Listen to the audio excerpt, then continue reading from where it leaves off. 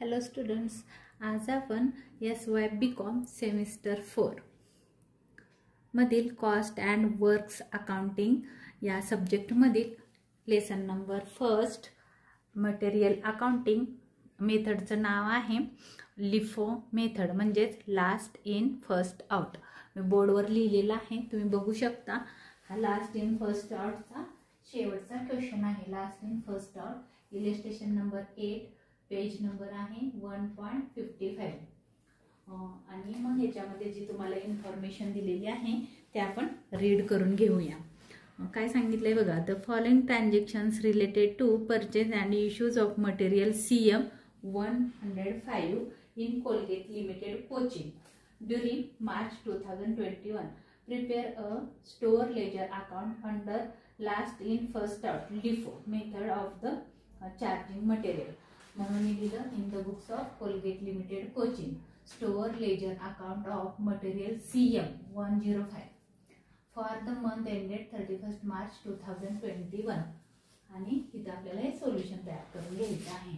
पण ह्या क्वेश्चन मध्ये तुम्हाला थोडंसं रीड करून घ्या अगोदर. ॲडजस्टमेंट दिलेली आहे सगळ्यात शेवटी. आपल्याला इथं क्वेश्चन मध्ये बघा, क्वेश्चनच्या इथं आहे ना एक ॲडजस्टमेंट दिली. A stock verified noted that on 15th he had found a shortage of 5 units. तर तारीख किती आहे बघा इथं 15th दिली. तारीख आहे 15 मार्च. तर इथं काय करा, थोडंसं आहे ना तुम्ही चुकून पोस्टिंग करताना सरळ करत या. तर 15 तारखेला तुमच्याकडे 5 युनिट्सचा स्टॉक आहे, म्हणजे शॉर्टेज झालेला आहे. तर तो किती तारीख आहे 15. तर 14च्या नंतर इथं एक थोडंसं असं सिम्बॉल करून घ्या, कारण इथं एक तुमची एंट्री येणार आहे 15 मार्चची. आणि त्याच्या पुढे सांगितलेलं आहे and 28th damage of 8 unit. 28 मार्चला ते डॅमेज झालेलं आहे.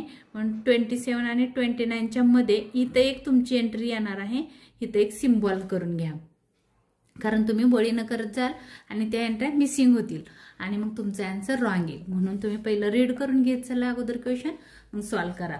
आपल्याला एवढा वेळ नाही म्हणून मी डायरेक्ट तुम्हाला सॉल्व्ह करून देत असते. तर आपल्याला पहिलं दिलेलं आहे इथं 1 मार्चची डेट आहे. इथं सांगितलेलं आहे मार्च 2021, म्हणून इथं आहे 1 मार्चला ओपनिंग बॅलन्स आहे 500 units at the rate of 25 rupees. तर बॅलन्स मध्ये जाणार आहोत आपण. बॅलन्स आहे 500 युनिट्स, क्वांटिटी 500 युनिट्स, रेट आहे 25, 25 5 1600, 12,500. तारीख टाकायची आहे इथं 1 मार्च. इथं आहे ओपनिंग बॅलन्स किंवा ओपनिंग स्टॉक. आणि इथे तुम्हाला लाईन मारून घ्यायची आहे. या तारखेची एंट्री मी पास केलेली आहे.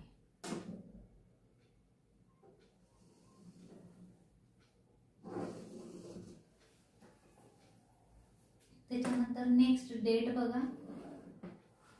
1 मार्च नंतर दिले 3 मार्चला इश्यू केलेले आहेत 70 युनिट्स.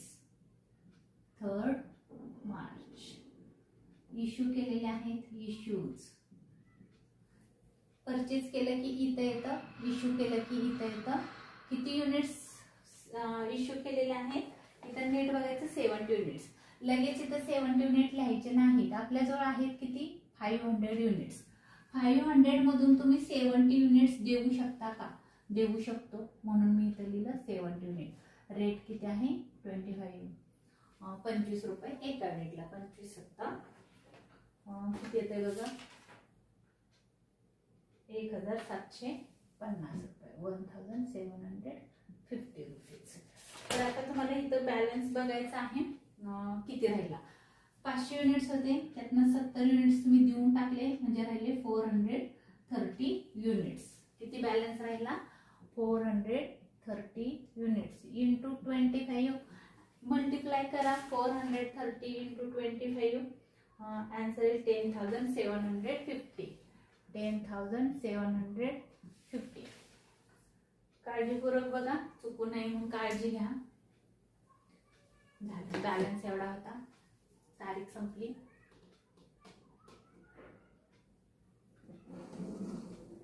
त्याच्यानंतर नेक्स्ट डेट बघा किती आहे, 3 मार्च नंतर आहे 4 मार्च. इश्यू केलेत 100 युनिट 4 मार्च. व्यवस्थित बघा, 4 मार्चला 100 युनिट्स इश्यू केले, म्हणून मी लिहिले इथं इश्यूज.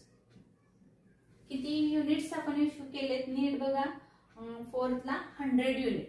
तुमच्याजवळ आहेत किती, 430 युनिट. 430 युनिट्स तुमच्याजवळ अवेलेबल आहे. त्यातून तुम्हाला द्यायचे किती, तर 100 युनिट. 100 युनिट देऊ शकता का, देऊ शकतो. मग आपण इथे लिहायचं आहे 100 युनिट्स. रेट होता 25, 1 25. या दोघांचं इंटू केलं, इथं आन्सर आलं. आता बघा, तुमच्याकडे बॅलन्स किती होता, 430 युनिटचा. त्यातून 100 युनिट दिले, तुमच्याकडे राहिला 330 युनिट्स शिल्लक राहिले. किती राहिले, 330 युनिट्स.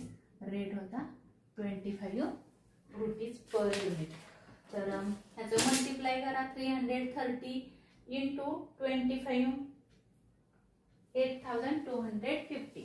8250 इश्यू केलेले आहेत आपण 4 मार्चला. नेक्स्ट बघा,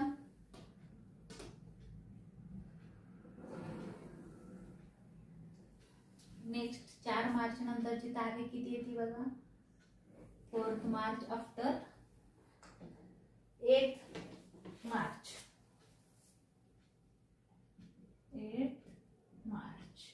8 मार्चला काय झालेलं आहे, परत इश्यूज केलेले आहेत 80 युनिट्स. मग इथं इश्यूज 80 युनिट इश्यू केलं की इथं तुमच्याकडे आहेत किती, 330. तुम्हाला द्यायचे आहेत किती युनिट, 80. म्हणजे बघा 330 युनिट तुमच्याजवळ होते, त्यातले तुम्ही 80 युनिट्स देऊन टाकले. म्हणजे बघा 80 युनिट दिले. रेट किती होता, 25. 25 200, 2000. आता बॅलन्स बघा किती, 330 युनिट्स तुमच्याजवळ होते, त्यातून 80 युनिट्स तुम्ही देऊन टाकले. किती राहिले बघा, 250 युनिट्स शिल्लक राहिले. मग रेट किती होता, 250 इंटू 25. 250 इंटू 25, 6,625. 6250.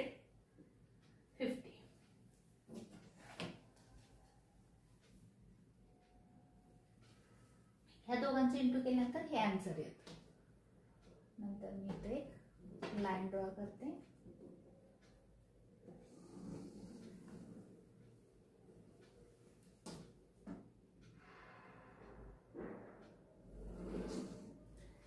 मार्च नंतरची तारीख बघा किती आहे, 8 मार्च नंतर 13 मार्च. 13 मार्च. आता नीट रीड करा काय लिहिलंय बघा. 13 मार्चला लिहिलेलं आहे, received from vendor 200 units at the rate of ₹24. Received झालं, रिसिव्ड म्हणजे मिळालं, म्हणजे काय केलं, परचेज केलं. वेंडर म्हणजे होलसेलर आहे किंवा जो देणार आहे, मालक आहे. वेंडर मीन्स मालकाकडून आपल्याला किती युनिट्स मिळालेले आहेत, रिसिव्ह झालेले आहेत 200 युनिट्स. म्हणजे तुम्ही इथं म्हणू शकता परचेज. काय केलं, परचेज. रिसिव्ह झालं, मिळालं, गेलं की इकडं, आलं की इकडं. किती युनिट्स आहेत, 13 मार्चला 200 युनिट्स. आणि अजून पण तुम्हाला एक लॉजिक सांगते, 200 युनिट्स इंटू 24, 4800. जेव्हा आपण रेट दिलेला असतो ना, समजून जायचं रेट दिला की ते इथंच येणार आहे आणि रेट नाही दिला तर ते इकडे येणार आहे. शक्यतो फक्त एका क्वेश्चन मध्ये रेट दिलेला नव्हता, पण आपण ते ह्याच्यामध्ये घेतलेलं होतं, इश्यू मध्ये घेतलेलं होतं. बॅलन्स राहिला ना आपला. पहिला बॅलन्स किती आहे, 250. रेट किती आहे, 25. अमाऊंट किती आहे, 6250. आणि एवढा शिल्लक होता पहिला, इथं घेतला बॅलन्स मध्ये. परत आपण खरेदी केला म्हणजे आपल्याला मिळाले किती, आपल्याकडे आले किती 200 युनिट्स. रेट किती होता 24 पर युनिट. अमाऊंट आहे 4800 रुपीज. आता बघायचं हा बॅलन्स आहे आपल्याकडं.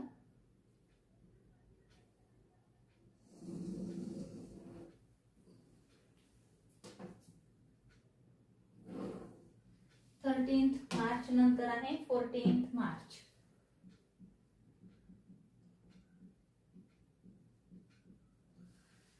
मार्चला काय झालेलं आहे बघा, रिफंड नीट बघा काय लिहिलंय, तुम्हाला मिनिंग समजतंय का बघा. Refund of surplus from a work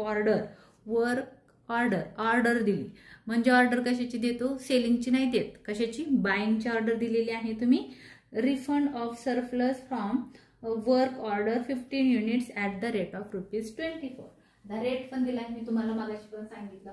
म्हणजे इथं काय झालं की तुम्ही ऑर्डर दिलेली आहे, सरप्लस ऑर्डर म्हणजे कसली ऑर्डर, अधिकची ऑर्डर, म्हणजे एवढी तुम्हाला युनिट परचेस करून भागणार नाही. म्हणून तुम्हाला तुमच्या लक्षात आलं की अजून आपल्याला 15 युनिट्स पाहिजेत, म्हणून त्याला म्हणलेलं आहे रिफंड ऑर्डर.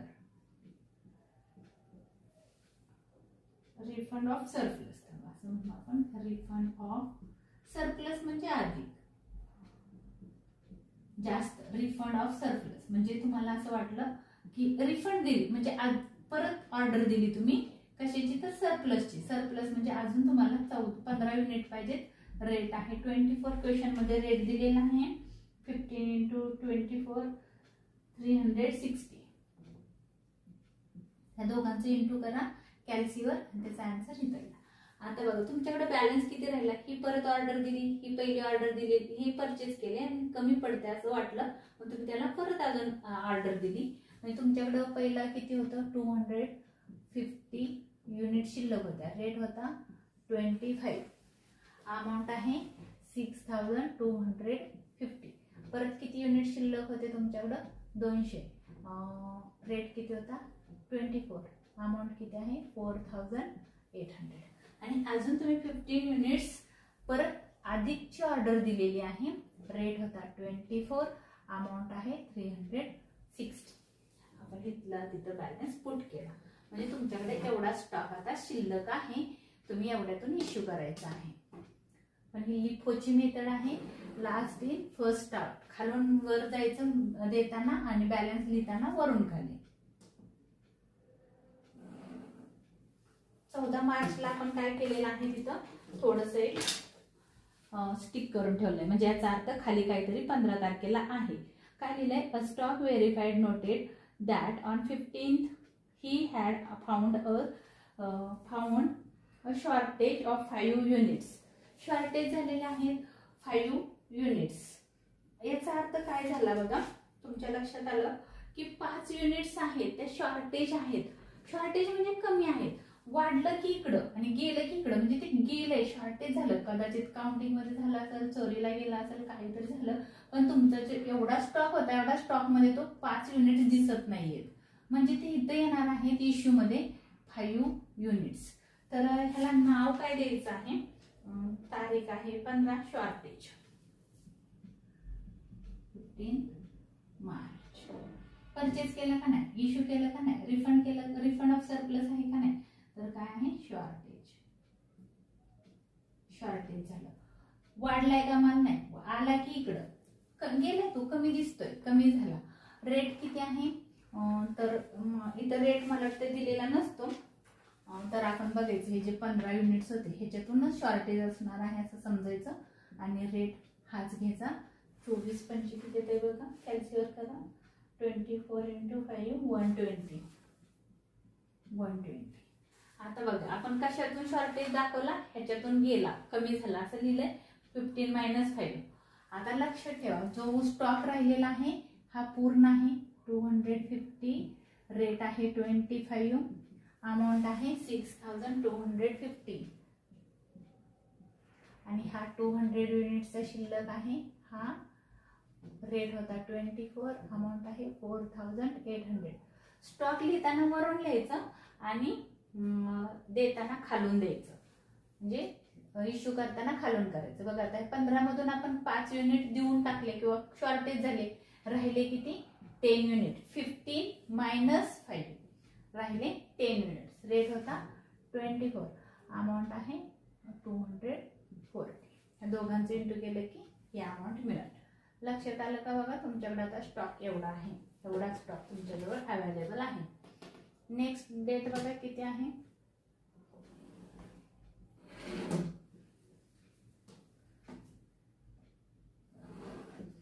15 मार्च नंतरची तारीख आहे 16 मार्च.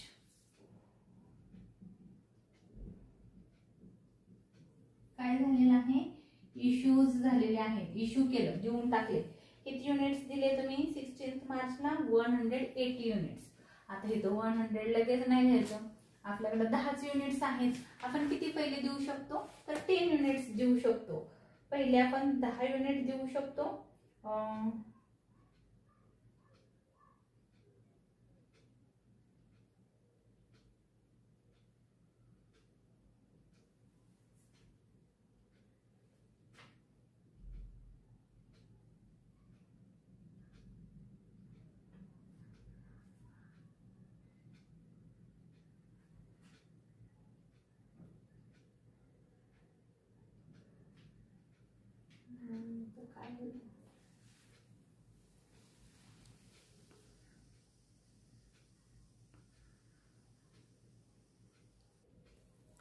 इश्यू केलेले आहेत त्यांनी 16 मार्चला. बघा किती आहेत 180 युनिट्स. पण आपल्याकडे अवेलेबल आहेत 10 युनिट्स. आपण पहिला देऊ किती शकतो 10. रेट किती आहे 24. 10 × 24 240. म्हणजे हे काय झाला बॅलन्स संपला. द्यायचे आहेत 180. त्यातून दिले आपण 10 युनिट, राहिले 170 युनिट्स. 170 कशातून द्यायचे, ह्याच्यातून 200 मधून. किती द्यायचे आहेत 170. रेट किती आहे 24. थोडंसं मी इथं करून बघते किती येते. रेट 24. एक मिनिट. तर नीट बघा, आपण काय केलं की पहिले हे 10 युनिट्स दिले. ह्या 200 मधून आपल्याला द्यायची होती किती 180. त्यातून दिले 10, राहिले किती 170. 170 × 24 4080 रुपीज. मग आता बघा बॅलन्स बघायचा आहे. हा पहिला बॅलन्स येईल 250 × 25 6250. आता बघा आपण हे ह्यातले 10चे 10 देऊन टाकले, या 200 मधले 170 देऊन टाकले. राहिले किती 30 युनिट. म्हणजे 30 युनिट्स शिल्लक राहिले ह्यातले. रेट होता 24.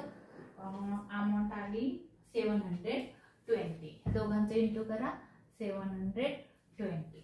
ही झाली आपली अमाऊंट. हे झालं वर्किंग नोट. आणि आता आपल्याला बॅलन्स पण लिहिला. ही तारीख संपलेली आहे. तर आपण एक लाईन ड्रॉ करू. बुकच्या प्रमाणेच केलं पाहिजे असं काही नाहीये. तुम्ही तुमच्या पद्धतीनं वळीनं करत जा. परचेज करायचं, इश्यू करायचं, परचेज आणि बॅलन्स फाईंड करायचं. प्रत्येक वेळेस बॅलन्स फाईंड करायचं. 16 डेट नंतर आहे 20 मार्च. 20 मार्चला काय झालंय बघा. Received from vendor 240 units at the rate of ₹23. Received from vendor, received झालं म्हणजे आलं, म्हणून इथं लिहायचं आहे परचेज. किती युनिट्स रिसिव्ड झालेले आहेत 20 तारखेला तर 240. 240 युनिट्स. रेट आहे 23. इंटू करा बघा किती येत आहे 240 × 23 5520. कॅल्सीवर करा म्हणजे तुमच्या लक्षात येईल. आता बघायचं बॅलन्स. हा पहिला बॅलन्स होता 250. रेट होता 25. अमाऊंट होती 6250. नंतर बॅलन्स होता 30. रेट होता 24. हा अमाऊंट होती 720. आता परत तुम्ही काय केलं 240 परचेज केला. रेट होता 23. अमाऊंट आहे 5520. समजलं का बघा. बुकच्याच पद्धतीने गेलं पाहिजे असं काही नाहीये. आपल्या पद्धतीने आपण करत जायचं. रिसिव्ड आणि इश्यू. नेक्स्ट तारीख बघा 20 मार्च नंतर कोणती येते. 20 मार्च नंतर आहे 24 मार्च इश्यू केलेले आहेत.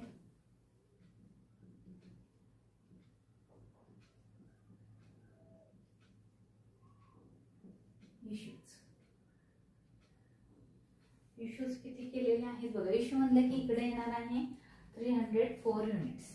आता इथं लगेच 304 लिहायचं नाही, कारण आपल्याकडे आहेत किती 240. आपल्याला द्यायचे 304 युनिट्स इश्यू करायचे आहेत. 24 ला 304 युनिट्स. आपल्याकडे आहेत किती 240 युनिट्स. आपण दिले किती राहिले बघा 240 64 हा बॅलन्स राहील. म्हणजे आपण देऊ किती शकतो, इथं इश्यू किती करू शकतो 240 युनिट्स. रेट आहे 23. अमाऊंट आहे 5520. दोघांचं इंटू करून हे मिळतं. पण बघा अजून आपली ऑर्डर कंप्लीट नाही झालेली. अजून आपल्याला 64 युनिट्स पे करायचे. पण आपल्याकडे आहेत किती 30 युनिट्स. आपण देऊ किती शकतो 30 युनिट्स. रेट आहे 24. अमाऊंट आहे 720. बघा आता 64 मधून आपण परत 30 युनिट्स दिले, राहिले किती 34 युनिट्स. 34 युनिट्स कशातून द्यायचे ह्याच्यातून. 34 युनिट्स. रेट आहे 25. 34 इंटू 25 करावं किती येते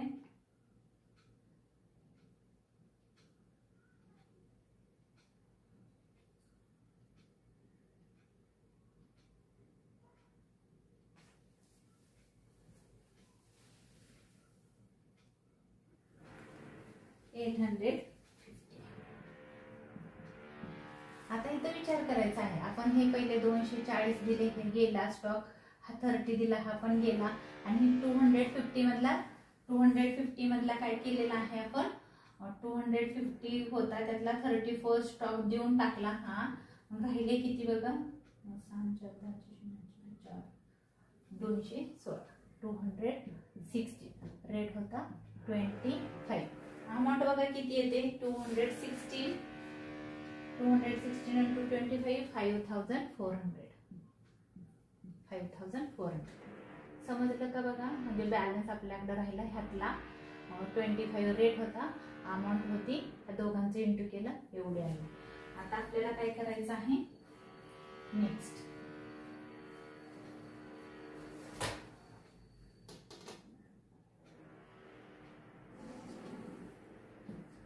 24 मार्च आफ्टर कोणती डेट आहे बघा 24 मार्च नंतर आहे 25 March. Received from vendor. Vendor कडून माल आपल्याला मिळालेला आहे. म्हणजे याचा अर्थ आपण काय केलेलं आहे परचेज केलेलं आहे.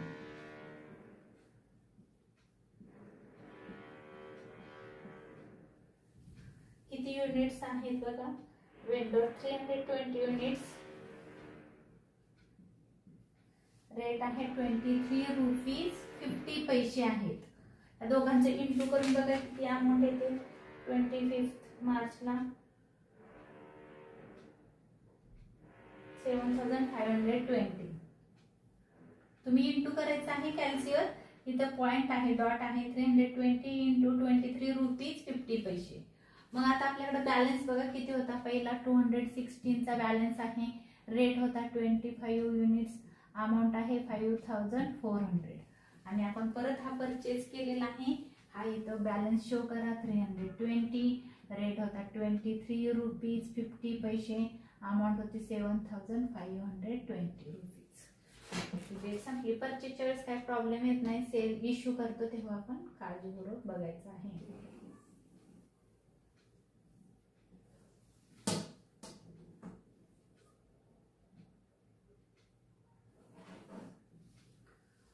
नेक्स्ट आहे 25 मार्च नंतरची तारीख आहे 26 मार्च. 26 मार्च काय झालं बघा 26 मार्चला इश्यू झालेले आहेत 120 युनिट्स. इश्यू म्हटलं की ह्या कॉलम मध्ये ह्या रेड लाईनच्या मध्ये ह्याच्यातून द्यायचं आहे. आपण देऊ शकतो का देऊ शकतो. 26 मार्चला इश्यू झालेले आहेत 112. 112 देऊ शकतो ह्याच्यातून 112.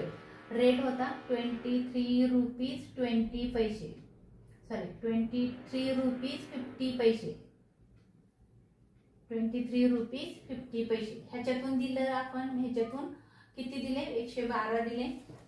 इंटू करून बघा किती येते 112 इंटू 23 2632. ह्या दोघांचे इंटू करा, तुम्हाला हे अमाऊंट मिळेल. आता नीट विचार करायचा, हा बॅलन्स वरचा आहे तसा ॲज इट इज येईल. 260 25 पर युनिट 5400 अमाऊंट. बट 320 मधील इश्यूज किती आपल्याकडे होता 320 युनिट्स शिल्लक होत्या. त्याच्यामधले आपण 112 युनिट्स देऊन टाकले. किती शिल्लक राहिली युनिट्स बघा 208. किती ह्यातले शिल्लक राहिले 208. रेट आहे 23 रुपीज 50 पैसे. ह्यातला राहिला कॅल्सीवर कॅल्क्युलेट करून बघा 208 4888 4888 रुपीज. तुम्ही कॅल्सीवर करू शकता, कॅल्सी अलाउड आहे तुम्हाला. 26 मार्च बॅलन्स लिहायचा, इश्यू करायचा. इश्यू केल्यास काळजीपूर्वक करायचा आहे, तर चुकण्याचे चान्सेस असतात. 26 मार्च नंतरची डेट आहे 27 मार्च.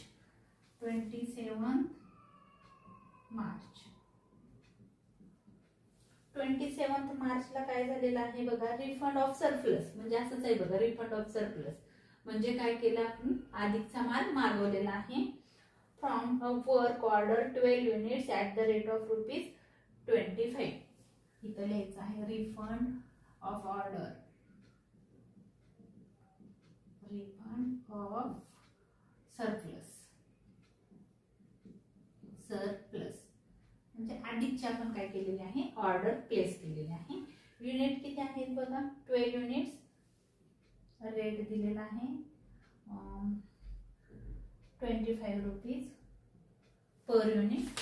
25 इंटू 12 केलं की येतं 300 रुपीज झालं. आता आपण बघायचं आपल्याकडे बॅलन्स किती होता. तर आता इथं बॅलन्स लिहिताना व्यवस्थित लिहा. किती तारीख आहे 27 तारखेला बॅलन्स बघा. पहिला हा वरून खाली यायचं 216. रेट होता 25, अमाऊंट होती 5400. नंतर हा बॅलन्स होता 208. रेट होता 23 रुपीज 50 पैसे, अमाऊंट होती 4888. आणि आता हा जो परचेज केलेला आहे किंवा दुसरी अधिकची ऑर्डर दिलेली आहे आपण, रेट होता 25 रुपीज, अमाऊंट होती 300 रुपीज. समजलं का बघा. हा पहिला बॅलन्स इथं पुट केला आणि हा बॅलन्स त्याच्यामध्ये ऍड केला. तर आपल्याला इथं एक लाईन ड्रॉ करायची आहे.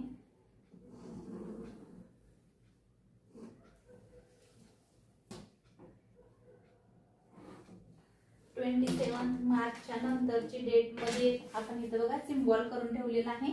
खाली इथं सांगितलंय and on 28 damage of 8 unit. 8 unit damage झाले म्हणजे काय झालं, आले का आपल्याकडे, नाही गेले. म्हणजे इथे येणार आहे, इथे या 28 मार्च. आपला वाढला का सरप्लस, म्हणजे स्टॉक वाढला का, नाही वाढला, कारण डॅमेज झाल्यामुळे आपला स्टॉक कमी झालेला आहे. म्हणून इथे लिहा डॅमेज. डॅमेज झाला. किती युनिटचा डॅमेज झालेला आहे 8 युनिट. आता 8 युनिटचा डॅमेज झाला. ह्याच्यातून आपण बघा इथं मी 8 लिहिला, कारण ह्याच्यातून मी ते माझा डॅमेज होणार आहे. 12 मधून 8 युनिट डॅमेज झाला. रेट होता 25, 200. आता बॅलन्स लिहायचा आहे. बॅलन्स पहिला हा 206. रेट होता 25, अमाऊंट होती 5400. नंतर बॅलन्स कुठला राहिला 208, रेट होता 23 रुपीज 50 पैसे, अमाऊंट होती 4888. आता बघा ह्या 12 मधले 8 गेले, जे राहिले किती unit? 4 unit. 12 minus 8 is equal to 4. Rate होता 25, 25 चोक 100, 100 रुपीज. इथं समजलं का? बघा इथं डॅमेज म्हणजे हे बघायचं आपल्याकडे आला का गेला. जर माल आला तर इकडं, गेला की इकडं. कारण डॅमेज झाला म्हणजे काय झालं? गेला, खराब झाला. स्पॉइलेज, डॅमेज, स्क्रॅप वगैरे असे शब्द आले की इकडे येतात. आणि एक्सिस स्टॉक असेल तर इकडं, जास्त स्टॉक झाला, जास्त झालं की इकडं, कमी झालं की इकडं. आता 28 मार्च नंतर आहे 29 मार्च. शेवटची डेट आहे 29 मार्च. काय झालं बघा 29 मार्चला? रिसिव्ड फ्रॉम वेंडर, रिसिव्ड केला म्हणजे परचेज, मिळाला, वाढला. आला की इथं, गेला की इकडं. आला कितीचा? 100 युनिट. रेट होता 24, 24 1 24, 2 0. या दोघांचं एंट्री केलं, इथं लिहिलं, झालं. आता बघायचं हा स्टॉक पहिला लिहायचा वरचा. वरचा स्टॉक किती होता? 206. रेट होता 25, अमाऊंट होती 5400. नंतर हा लिहायचा 208. रेट होता 23 रुपीज 50 पैसे, अमाऊंट होती 4888. नंतर होता 4 युनिट. रेट होता 25 रेट होता 25 रुपीज पर युनिट, अमाऊंट होती 100. आणि हा पण स्टॉक तुमच्याकडे आहे 100 इंटू 24, 100 इंटू 24, अमाऊंट आली 2400. आपला हा क्वेश्चन इथं संपलेला आहे. अजून काय आहे का क्वेश्चन मध्ये? रीड करून बघा. क्वेश्चन काळजीपूर्वक रीड करायला शिका. फक्त एक लक्षात ठेवा, डॅमेज झालं, सरप्लस झालं. सरप्लस म्हणजे काय? वाढला. वाढला म्हणजे काय झालं? आला. सरप्लस झाला की परचेज होतो. आणि डॅमेज वगैरे झाला, गोज आउट झाला की इश्यू मध्ये, आणि वाढला की इथं. म्हणून मी सरप्लसची अमाऊंट इथं घेतली, सरप्लसची अमाऊंट इथं घेतली. सरप्लस म्हणजे वाढला, आपण रिफंड ऑर्डर दिली म्हणजे पुन्हा ऑर्डर दिली. तर मग हा माझा व्हिडिओ तुम्हाला आवडला असेल तर लाईक करा, शेअर करा, सबस्क्राईब करायला विसरू नका. धन्यवाद.